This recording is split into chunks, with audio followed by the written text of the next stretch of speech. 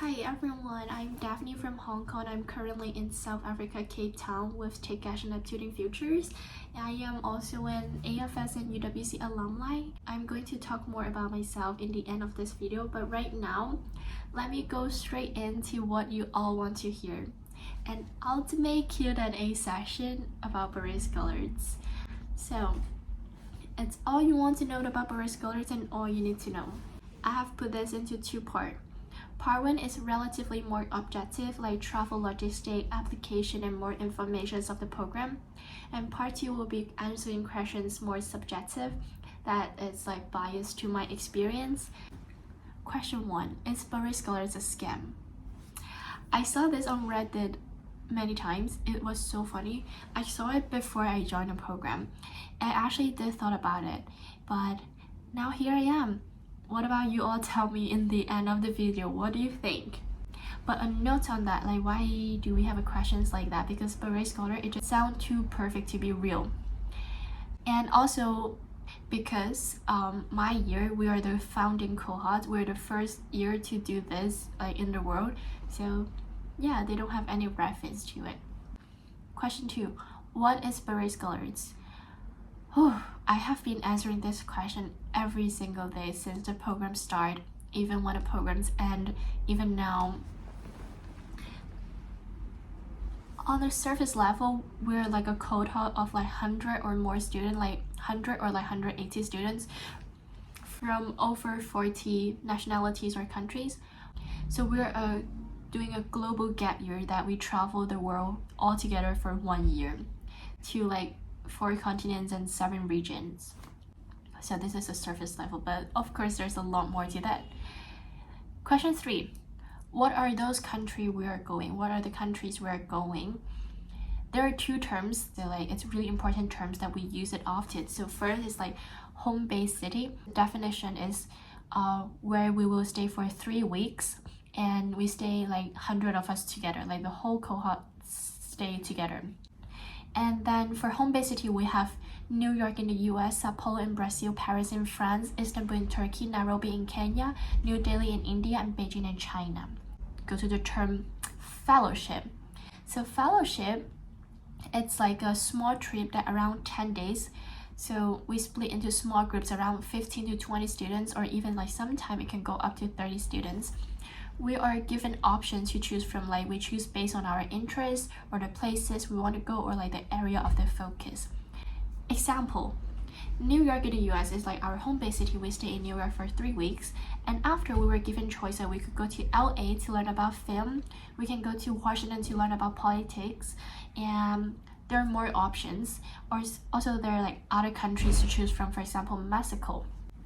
So this fellowship is like after this fellowship, we go to another home base city. Then like we go to Sao Paulo in Brazil, and then after Brazil, we were given like options to go to Peru, Argentina, or Amazon.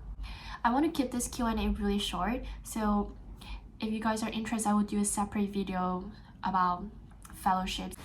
Question 4, the age. It was meant for high school graduates because they want to share the idea that we don't rush into college and we take a step back to explore what we truly passionate about, what we really like, and there's so many fields. However, now they have expanded, like university students are also welcome to apply. And also actually in my cohort, we have like a few students, they already finished, like they already graduated from university, their 2nd year or 3rd year in their college. So I would say their age is around 18 to 22 or sometimes 23. Question 5, where do we stay? We stay in 4-star, 5-star hotel, fortunately and unfortunately. So it's my personal opinion. So like reason why is like it is their travel cost is expensive. This is the reason why, but it is also important. There's like a strong reason to it that why would we stay in like really good hotels or like decent one, because like we are staying for 3 weeks and we want like somewhere to feel a little bit more home and then like comfortable. Imagine you're traveling for the whole year, like you're not just like staying in one place, you're constantly on the move. And also we have morning program Monday to Thursday, so it's also like a good environment so we can focus on research the speaker or like really pay attention to like what our work and what we have to do every day. I do have a note on like where we stay. Like, so for home-based city we stay in really nice. For fellowship, it really depends on like where are you going. For example, there are people who choose Amazon as their fellowship when we were in the Sao Paulo region, and then they were staying on a boat because like they were visiting Amazon like on the big boat thing, so they don't even have a bed, so they were sleeping on the hammock and then they swing it like body next to body. And when I was in Morocco, we were staying in like a big dorm, like 10 girls together, and then those accommodation are very basic. Like I can't even like call it like a 3-star or 2-star, or it's just like very basic. We were literally climbing the mountains in the middle of nowhere, and then we were in Sahara desert. And so, but that's like that is the whole point of the experience. Question 6, are the meals covered? So we are very lucky. We are the first cohort. All 3 meals are covered, like breakfast, lunch, and dinner are covered for us. But I know after us, they are only covering breakfast and lunch. When did the program start and when does it finish? So they have 2 cohort. We call it the September cohort. You start in September and then you finish in May. And then there's 1 month break, like so like there's a Christmas break. It's like a 1 month long. And then they also have another cohort, it's like we call the January cohort. So you start from January to August, so you only have to take out like half of the semester and your summer. So you don't have to, if you're in university or if you're deferring, you don't have to defer like a full year, or you don't have to take out like a full year, but just like semester. And with the January cohort, you don't have a break in between, so you go blah blah blah blah, blah all the way. And the good thing is you're only responsible for 2 flights. Let me explain. So you're responsible for the flight there and like from graduation, and also the break in between. So in the September cohort, you have to pay for 4 flights. And if you're doing the January cohort, you're only responsible for 2 flights. So do the calculations. What do we do every day? Good questions. So every Monday to Thursday morning from 10 to 1, we have like a morning program where they invite speaker. So they are from all kind of fields, like it's amazing. So they can be talking about environment, business, politics, arts, medicine, education, startup. They're all amazing people. That's all I'm gonna say about morning program. And after, we have like the afternoon option. It's like led by our fellows. Like what I mean like fellow is like you can understand as mentors. Like these mentors, they travel with us like, the full year, and we're in different like what's that? I forgot. Oh my god, I forgot the term. We are 100 people, so we are divided into small groups. Okay, if you're from Baret Scholar, please forgive me, because like I totally forgot how we call like the little family. House? Yes, we use the word house. Okay, so we have like different house, and each house we have like a tutor or like a mentor, but we use the word fellow. We call them fellow, and they're all amazing people. Like for my fellow, she's like the best. I have to say, she's the best. So then like these afternoon options are led by different fellows, so not necessarily your house fellow, but like you can sign up for the one you're interested in, led by like one of the fellow. Some of them are really good at like creative writing, some of them are good at like college counseling, and some of them are focusing on art, politics, philosophy. And there's one really famous afternoon option, like they call the starting things, that it's led by our founder Chris Whittle, that he will have like this session and teach you guys and guide you guys step by step how to do a startup. But I didn't join that one, so like I can invite someone to talk about that maybe if you guys are interested. But personally, I was in like the college counseling earlier, so we talk about how to apply to college and how to write essays and how to do research and different platform. It was really useful. Like some of my friends, they did like politics, so they just learn about different politic case study like based on the places they go. It's also really interesting. And my favorite one is like there's one is about arts.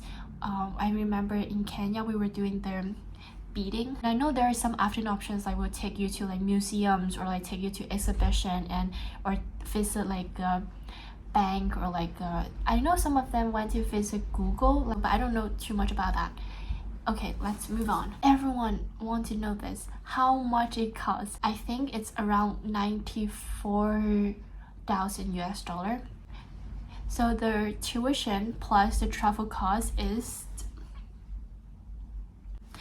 and then but there is scholarship. So like in my year, it's the first year they're doing it, so they don't have like very strict rules and guidelines on like how they give out scholarship. I know like a lot of people, they get full scholarship and they get stipend and to spend, so they pay for their flights, insurance and everything.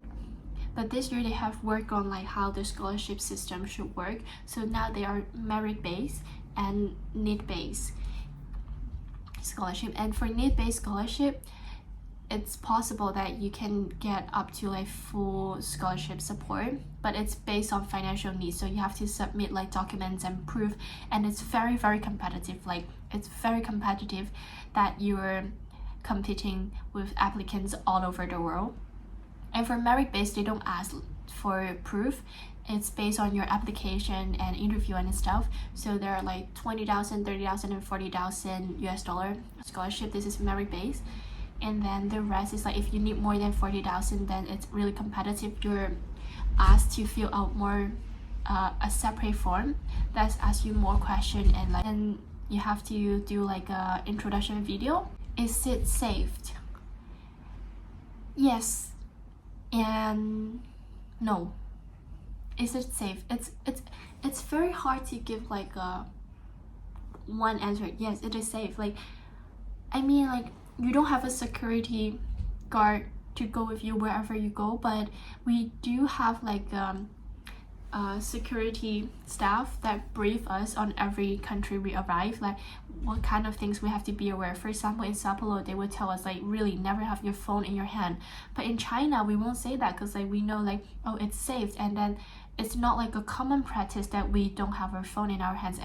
But it's a common practice in Brazil or maybe in Kenya, that like even locals, like we have Kenyan students and we have like Brazilians, they would say like, yes, we don't hold our phone in our hands. So this kind of thing, this is just an example.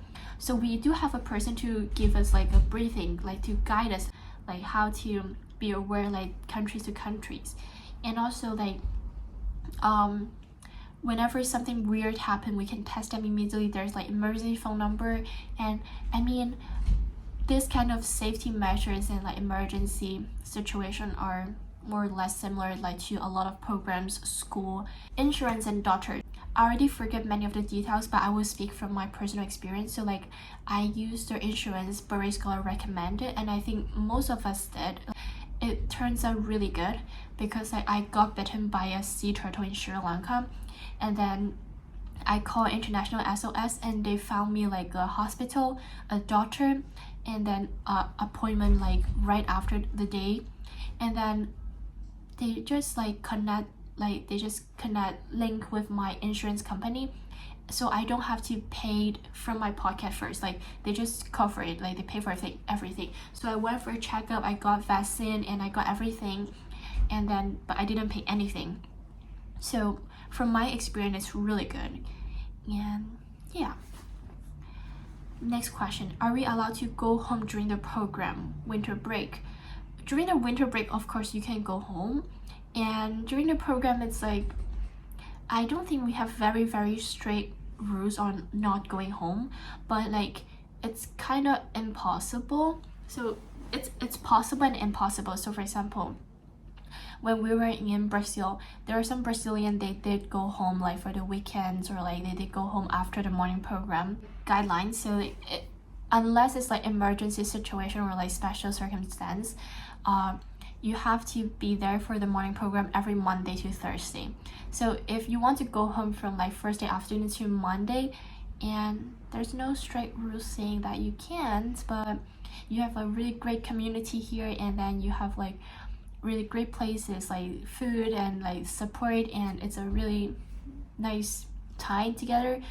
So unless we are in the places we're in the country where it's also very close to your home, then of course people do take weekend trips or they go see their family.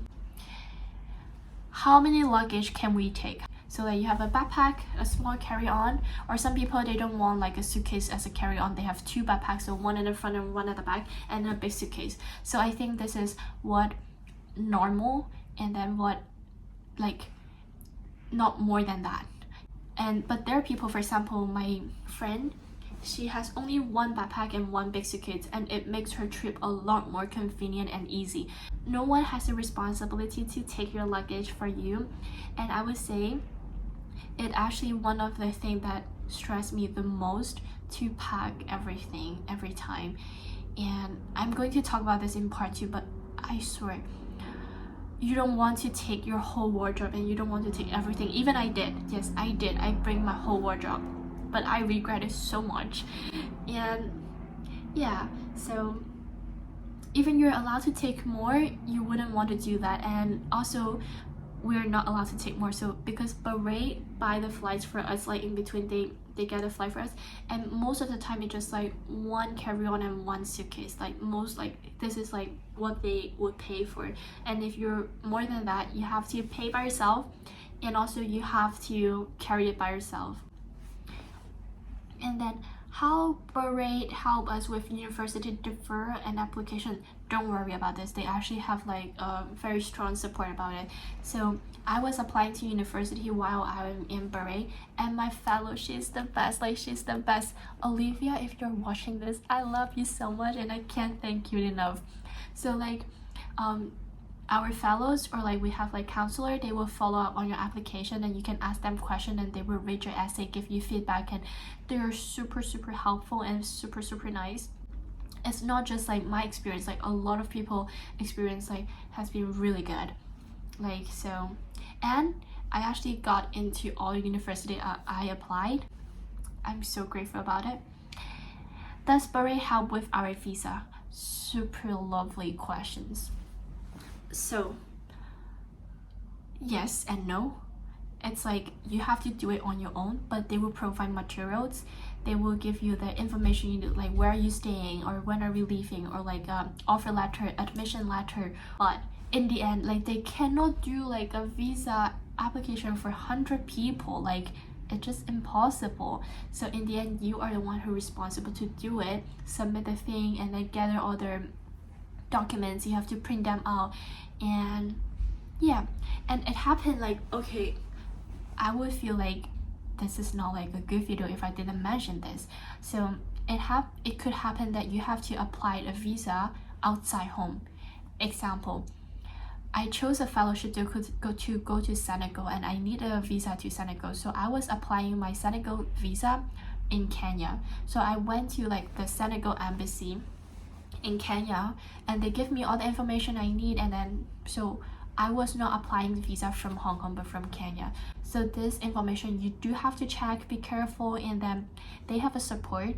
And there's like a special scenario, like circumstance, so where I didn't go to India, like all Chinese and from Pakistan and also from Bangladesh, we didn't go to India because we were not allowed to apply like a tourist visa. They just banned it because of like different reason, mostly politics reason. And so we were all rearranged to like Sri Lanka. So for 1 month we were separate from the group, like the 10 of us were separate with the big groups. We were all in Sri Lanka. So if like situation like this, they do have a way to deal with it. Like they are aware and they will deal with it. SIM card and vaccine. So yes, SIM card. In my mind, there are two options. So first is like you get all the SIM card at home, back home. So in Hong Kong, we have like these places where you can get SIM card like all over the world. So before I travel, I buy all the SIM card I need. Like I get all the SIM card I need. So it's good, clear, done. But I know there are people that get eSIMs, and there are people they get like SIM card at the airport. So trust me, it's not that difficult to figure it out. You have like a lot of friends to go through this with you, so it's not a big problem. Don't worry about it. Vaccine, yes. For example, in Kenya and Brazil, when we enter, they do require the yellow fever vaccine. So like you do have to get all the vaccines before you start your journey. Yeah. Lastly, it's part 1. Do we have any assignment? Do we have any assignment? Yes and no. You have only one task. Like you have to have a capstone project, and beside the capstone project, we don't have homework, we don't have exam, we don't have tasks, like nothing. But the capstone project is like a project you do it throughout the whole year, and you get to present at the graduation. So a few examples, like people do interviews. Like personally, I did interviews. I interview people, and then I know there are people they do podcasts. There are people they do research. And there are a few really amazing examples, like they have a startup, they found an app, they write a program, and one of their students from my house, like she drew like digital drawing, and in the end she sell postcard, and then they are lovely. So this is like the capstone project, which is like you work on it throughout the whole year, and it's your little baby. It's your project, your little baby. So it's long. So that's all for part 1. These are like the logistic and the basic information. Follow for part 2. In part 2, I'm going to talk about more personal experience, any application tips, interviews, how I deal with this intense traveling and intense like experience. Yeah, see you all in part 2.